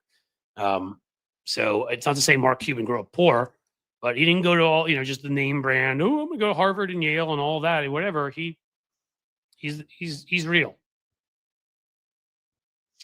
Yes, most people are, as Cynthia says, are employed by small businesses. That is very true. Problem is, again, when the big folks step in, monopolies, they buy up small businesses, they undercut them, they screw them. So we're still there, and it's by a lot. But I mean, wherever Walmart goes, small businesses mostly cease to exist, at least that compete in any way. Thank you. Trump is following Hitler's playbook. Well, the part where you coup and then are let go. Hitler even went to prison, but when they let him go, they're like, we think he's okay now. And, gather up where everybody, corporations and everybody on your side is scared of you and kisses your butt because you threaten to go after them, whatever. There's a lot of that playbook in there, yes. It's not just Hitler, though. It's a fascistic playbook that's been used again and again and again. Right? Overthrowing previous leaders. We, to the great shame of our country in the 40s, 50s, 60s, even helped in some of those efforts. But it's throwing out Allende for Pinochet on the other side of the spectrum. Although once you get to the far, far left and far, far right, and they're genocidal, it doesn't much matter. But Pol Pot, he went after all the educated people, all the people that had, wanted to move them all back onto farms. And ranches, probably like Deb Fischer's, except for they're a lot smaller, and they didn't know how to do the work. And if they couldn't figure out, they killed them. Good point. Hitler served in World War I. So Trump's even lazier than him and worse. He was a better artist than Trump, too. Clearly not good enough. I wish more people had bought his paintings and the world may have been different. Thank you, Fred. And all the duct tape for the chair repair worked for me. The chair, actually, I know you see that back there, but I don't know. I liked it. It kind of had a little charm. I've kept that on purpose. If you think it looks really terrible, you can all sort of say that and I'll get rid of it. But that's not there for a lack of, because it's like, I can't afford to get another one. I can get another chair. We're good there. Computer, however, will be expensive, but that it seems to be necessary. Yes, and Chipmunk Milk, of course, great line. I think Susan Collins thinks Trump finally learned his lesson. I'm sure she does, and she thinks Brett Kavanaugh is a good boy too, and not still a blackout drunk and never harassed women. And what do we got here? Norfolk Southern is one. I think we're having a conversation here about corporations and the railroads and so I'm missing something. Well, yeah, I mean, Lefty Graham's Ohio legislature is pure pay to play. I mean, we're a joke. We haven't been democratic for a number of years here. We at least got the abortion rights ballot amendment passed, and they tried to trick people with the language in that one. They got even more bold tricking people in the language of our anti-gerrymandering thing, and they actually tricked enough people to vote against it and spent millions on lying to people so that we couldn't un-gerrymander our legislature, because that was about their jobs. They don't want to have to run for office. They don't want to have their ideas or their intelligence tested. They have neither. They look a lot like large pupiled Billy Bob Fischer, whatever his name is, like old slack-jawed losers who can run in a state legislative seat where they have no competition except for someone even dumber and further to the right. So they act like happy little fascists, and they end up taking over our state legislature. Now that Sherrod Brown is gone, we're going to either have to fight back hard here and recover, Sherrod lost. Honestly, it wasn't Bernie Moreno, it was Donald Trump at the top. He has that weird charisma that turns these people out. And in a number of seats, the only exception was Pennsylvania, and that's because McCormick had his own money, the right winger. He's a billionaire too. Shocker. But most of the other seats, as you saw, Ruben Gallego, right? Places, people like that, we still won because a lot of these folks turned out for Trump and then didn't bother down. Only a certain percent of them bothered down ticket. There's like 10, 12, 15% fall off. So if you could win, Trump won by less than 10 points. They're all fine in the Senate for the most part, exception of Pennsylvania. But problem is, of course, is that with John Tester and Sherrod Brown, who are honestly two of the most legitimate, honest, one a multi-generation farmer, one a regular working class guy who Sherrod Brown and John Tester were honestly two of the best in terms of perspective in there, and we lost them both, and it's because they just couldn't overcome that at the top of the ticket. So I'm hoping that Sherrod runs for Vance's open seat, because I do think he can win without Trump at the top of the ticket. And I do think there's also going to be a backlash because Trump is going to be as evil and awful as we expect and screw everything up. And I think, assuming we ensure we have elections, which it's up to all of us to do for midterms, I think there will be a major comeback in our direction. And I think if Sherrod would run, he might be able to win that seat. But we need a lot of stuff. Anything else we wish to discuss, my friends? I had some stuff here. I think we've talked about most of the main topics, from Trump's press conference to Greenland to Deb Fischer again and again. Don't understand Trump's charisma, hopeful flip-flops. Neither do I. It clearly isn't one that works on normal humans, right? Rich people voting for him, I'm disgusted, but I get it, right? But all these MAGA idiots who just think that he does clearly have something that appeals to them, and I don't get what the hell it is.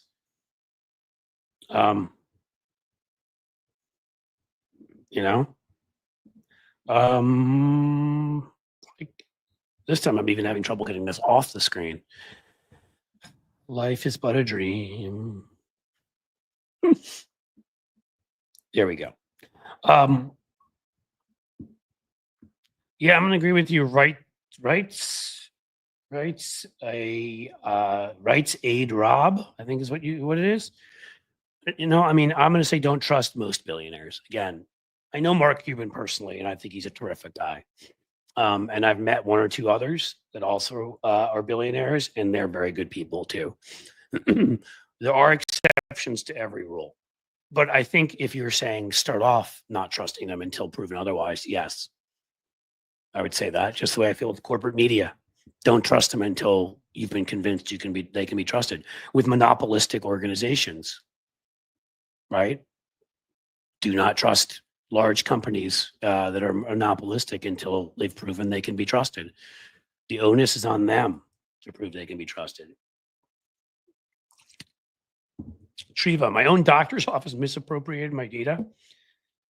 By misappropriating, I'm assuming you're meaning misappropriating. They took it and used it for their. I mean, I would think you'd have a legal case there. I could be wrong.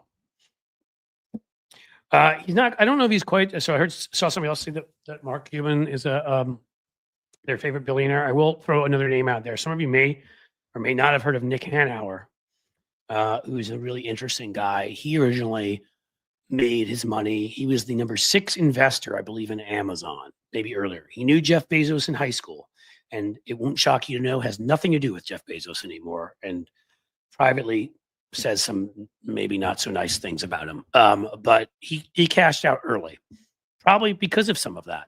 He's incredibly liberal. He supports a lot of causes on the left. He always, when they call him a billionaire, argues he's not a billionaire, and it's wrong. But I think he's pretty close. So if he's not a billionaire, 800, 900 million, I think you're probably doing well. And Nick is a terrific guy. Has rejected everything that his old friend Bezos has done and has helped out really economic left. I mean, he's called for higher taxes, been one of the leading voices calling for higher taxes on people like himself, a middle out economy, as he calls it, bolstering the middle class, bolstering unions, all the kind of stuff. He fought to get the Seattle minimum wage up to $15. Nick was key in that. That was one of the first places to do it, and made the argument, of course, that the minimum wage actually allowed people to buy things. It helped the economy overall. So the stupid argument that you raise the minimum wage and people would get fired was dumb. And he was right. So we do have there are some good folks. I'm just saying, understand that there are exceptions. And I'm going to agree with you, Lefty Gramps, on this. When you say billionaires should not exist, period. I don't know if I'm not at that point. I'm at the point where I think when you hit $1 billion, we should then tax you at a 95% or so rate from there on. So you make $100 million the next year, we're taking 95 million of it. That's kind of how I see it. I think once you hit $1 billion, it should be really, really, really, really, really, really, really, really hard to get to 2 billion. That's how I would do it. But don't think that means that up to $1 billion, I'm like, I've been in favor of all of the proposals. AOC's proposal that we tax. I mean, again, I would do it at a higher rates than AOC and Elizabeth Warren said, but I don't know that, we're having enough trouble getting their rates through. Maybe we should say higher so it ends up where they are. But I think all income over 10 million, AOC proposed 70% income tax rate. Absolutely. I'm 100% in favor of that. I might take it to 80 or more. And Elizabeth Warren's, I think, was either 2 or 3% wealth tax on all wealth you have above 50 million. Absolutely. Absolutely. Though I'd probably lower it to 25 million, start there, maybe even lower. And above 50, I might make it 5%. I might make it 10%, above 100 million. I mean, again, but these are not things we can necessarily do. So there's believing it and there's making it happen.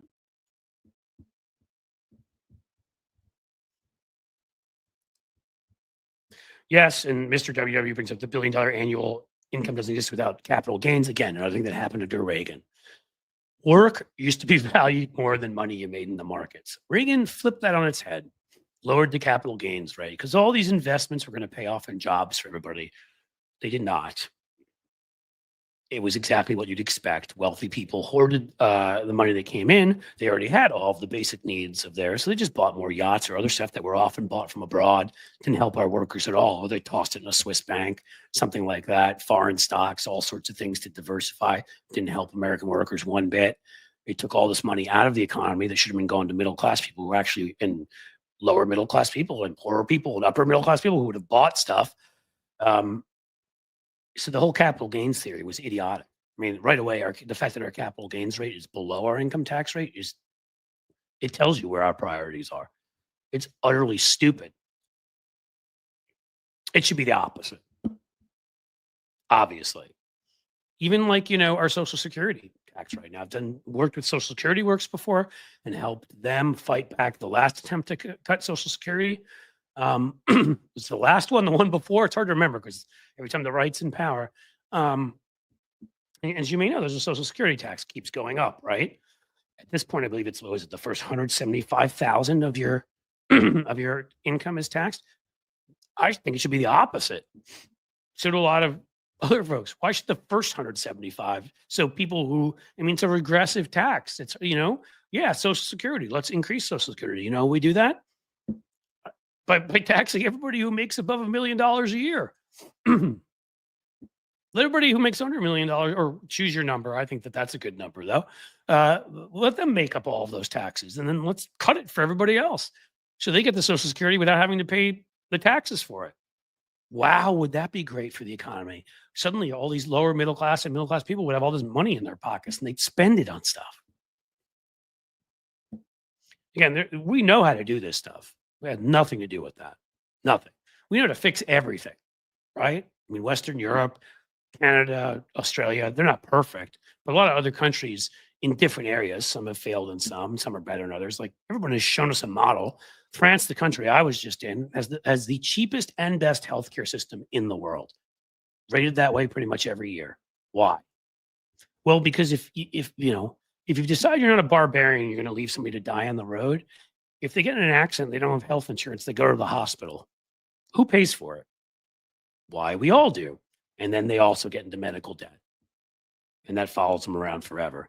How stupid, how short-sighted. I mean, it's not just like lacks empathy, it's awful for our economy.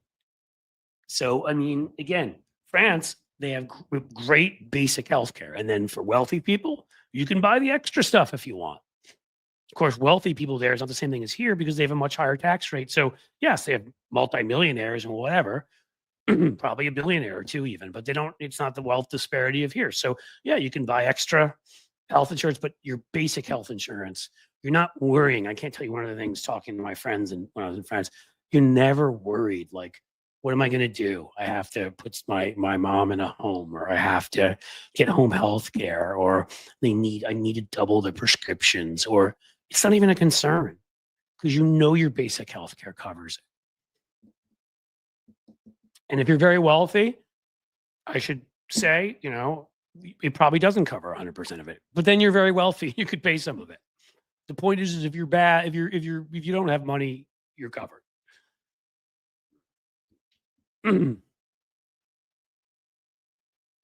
Practically every major European nation is dissatisfied with leadership, Mr. WW. Well, yeah, but that has nothing to do with economic policies. It has to do with a long ride of inflation and other problems, and it has to do with the after effects of COVID. Lock people up for a period of time.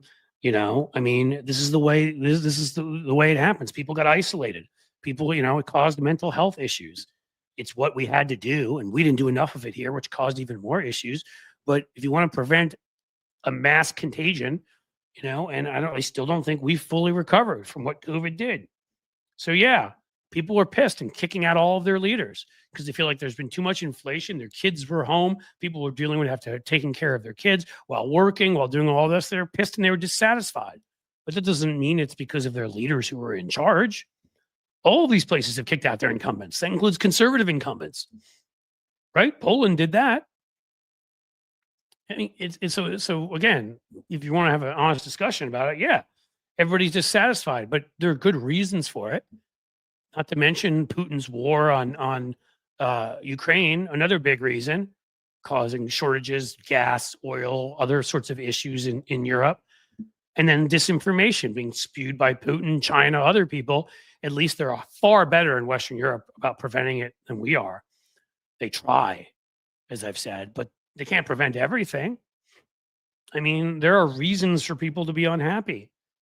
But again, like comparing us to the happiness of people in Western Europe, I'm just telling you, all I'm going to tell you is I was just there.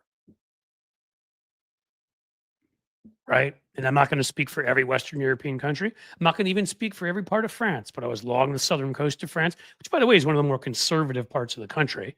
I was in Nice and I was up in Paris, and it has nothing of the feeling of this place.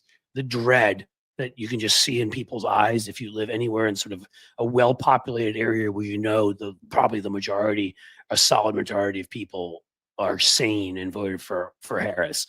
You don't feel it there, and they're going through their own crises. They had to pull together the far left into a coalition to defeat Le Pen, and they're still worried about Le Pen in the upcoming presidential election because they have a hybrid system of prime minister and president. And Macron is at the end of his constitutional limit, and they're concerned. Of course, they're concerned, but it's not the same feeling as here. French Riviera is a wealthy area. Well, it is a wealthy area, but if you think that I just went and was in every sort of wealthy part of it and wasn't going to smaller towns that are dealing with issues that small towns deal with here, I did go to places like that. I also went to Paris and was in not so wealthy areas of Paris. I'm not claiming I got the perfect microcosm of everything in Europe or France or whatever. I can tell you that I was having a conversation with Bob Seska today when I was co-hosting his show about the feeling here. It feels like when I used to do debates at Fox News and I would walk in and you just didn't feel like you're in America anymore. People were angry and they were resentful and, they were looking at you strange. Who's the liberal and all that?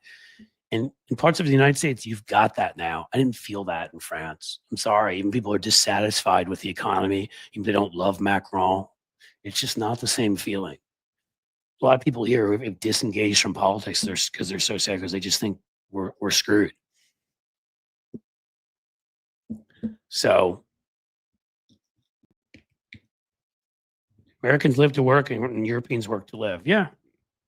I find a middle ground between that. I love my work and I work hard. And, I've said before, I don't have to even do what I'm doing here. I have another company that is what my main thing is, but I do like to work. I also like to play. I think you can do both. You can find a happy medium where you do both.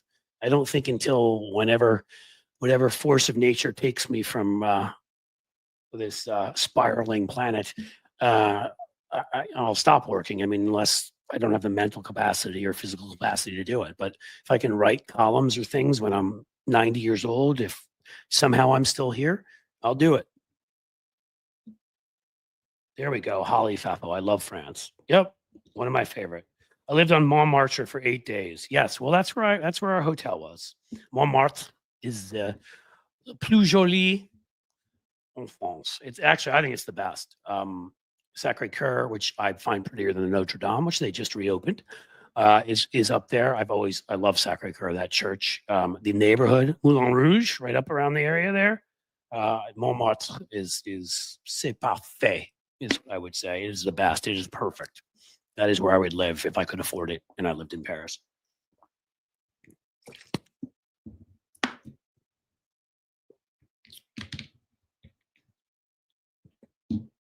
A happy medium is what work to live is, Cliff. Well, suppose that that may be true. I guess it depends how you take it. I took it more as a work because you have to work to live. Oh, I see what you're saying. I'm sorry. I'm mixing it up with live to work. My bad. Yeah, I think it's a happy medium. I mean, you may be right. Whatever. What depends on whatever your interpretation of it is. I'm not insulting what they do over there, and I think everybody does different things. Some of the stuff that I do that I guess could be considered work, I just enjoy doing. It's also a hobby. So, like writing, But yeah, so yeah, it's probably right. Americans are the working drone. It's not like another country. It's just not like in other countries. And again, look, countries change over time. I've been to 30 countries, spent a reasonable amount of time in Japan where they work pretty hard and still, I don't think it's like here. There's a lot of pressure, but not like here. I lived in the United Kingdom. I lived in France. Spent a good deal of time in Italy. Of course, if I spent a good deal of time in Europe, those are probably the countries I've spent most time in. Others for shorter periods of time. To think about it a little bit, but it's not the same as here. So, guys, I think I'm going to call this session to an end. Really enjoyed getting back here and talking to everybody again. Guys, I hope you had good breaks. I hope you're hanging in there. I hope you're, emotionally, we all have gone through something. Oh, Christine Kane lived for 3 years as a kid in the 60s in France. Fantastic. I wish I had. I've not been to Australia, no. And YL, I had a planned trip to spend a summer there.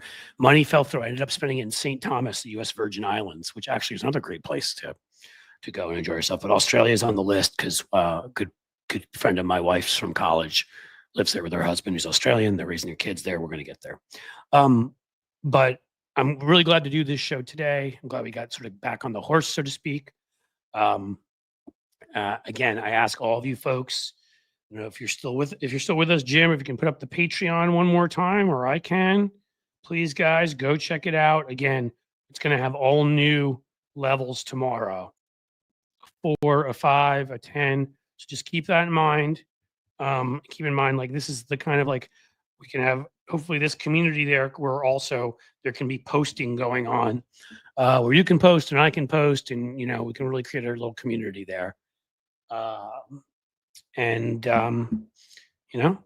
kind of my hope. I feel like we've done some of that here, that we could do some of that there.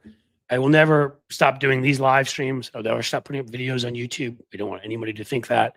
And I'll never stop accepting and providing the same content, except without the curses and stories, to YouTube members. But everyone I can get over to Patreon, I'm hoping to get over to Patreon. And that's it. That's the story. So come on, guys. Do I have to do my Jerry Maguire? Who's coming with me? Anybody with a super chat? Small one? New Year's super chat? Cliff buying a new computer, super chat or super sticker? Although if you go and you join the Patreon, that would be fantastic. And then, that would be just as good. But just one for folks to see. Do we have one? We have one small super chat, super sticker into the Cliff new computer fund so his mic doesn't stop working and it's less annoying. Who's it going to be? Who's it going to be? Who's it going to be? Come on. Don't make me get up and do this. I joined your Patreon. Thank you, Cynthia. See, that's good enough, actually. That's what I needed. So I've got a couple cool other things coming up. I'm trying to decide where to do, I'll surprise you tomorrow. I've got a fun little rant coming up on some people that I used to like and respect in a show I used to go on. Thank you, guys. Triva, that's a very kind $15 super chat sticker chat, and Sheldon Hughes with a $2 super sticker. Thank you, Sheldon, and NNYL with a $10 super sticker. You guys have come through for me. Now I'm leaving with that goldfish. You see, seriously, thank you. I honestly really, Sheldon just told me he joined Patreon today. I'll be on Patreon when I finally get my new card. Wow, everybody, I'm loving this. Thank you so much. Wayne Gowen, I want to pronounce it right. That looks like that's almost French. Is giving me a great $20 super chat. And thank you so much, guys. And I'm really heartened by all of you talking about joining the Patreon. You will, when you check out the levels, whatever you can afford, you will get your money's worth. I promise you that. I will do more. I'm promising you the bare minimum of things, which is already a ton, as you'll see when you see new stuff tomorrow. And I will do more because I want to make that a hub. And then we'll add Substack if you want to get the writing on top of that. And we'll figure out a way maybe to combine. I don't know. We'll figure something out. Cliff, Microbyte, did you do? It is French. Wayne Guillon. Je ne peux pas lire ça. All right. Thank you for saying that, Sheldon. That makes me feel great. It really does. Microbyte, I was on Bob's show today. I talked about it a few times earlier. If you got here late, we'll rebroadcast this show probably about 6 if you want to see it, something like that, and then 9 a.m. tomorrow. And Bob's may already be out for all I know. That guy moves quickly. It's audio, but man, he edits like he's good. This ended up turning out great. Thank you. I'll be at 0 subscriptions. Triva saying by January 20th. Cool. And then hopefully you can join the Patreon and be at 1. If we can get that to the place where it needs to be and get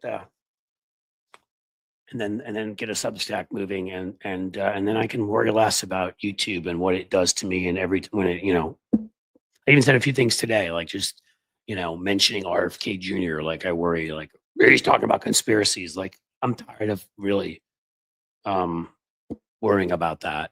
And this will allow for community, allow for a direct connection that we feel in here, but even more so because we'll be able to post with each other. And if you join at certain levels, there will be Zooms if people can afford that. And if they can't, we can again talk about things and maybe figure out ways to make that happen. So we're going to have a lot more of a community, a lot more connection. I'm excited about this. I'm excited that all you guys embrace this. Thank you, honestly. Let's keep kicking some butt, make a difference. And I almost forgot because it's been such a while. But I would say, as the sun sets slowly in the west, folks, I bid you a fond farewell. Until tomorrow.